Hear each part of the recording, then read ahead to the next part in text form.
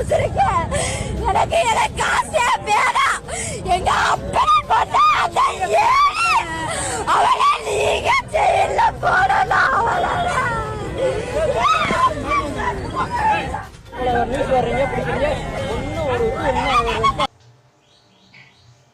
பார்த்துருப்பீங்க, திருச்சியில் மின்சார பழுது பார்க்கறதுக்காக ஒப்பந்தக்கார ஊழியர்களை வந்துட்டு 2 பேரை தமிழக அரசு வந்து சார்பில் வந்து நியமிக்கப்பட்ட இடத்துல வந்து அவர்கள் மின்சாரம் தாக்கி இறந்து போகிறாங்க.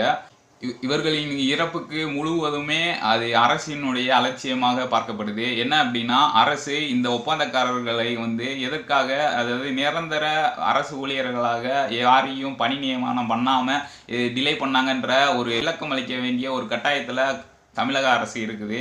இன்னொன்று, பாதிக்கப்பட்ட குடும்பத்தினருக்கு தமிழக அரசு ஊழியர்களுக்கு என்ன சலுகை வழங்குமோ அதே சலுகைகளை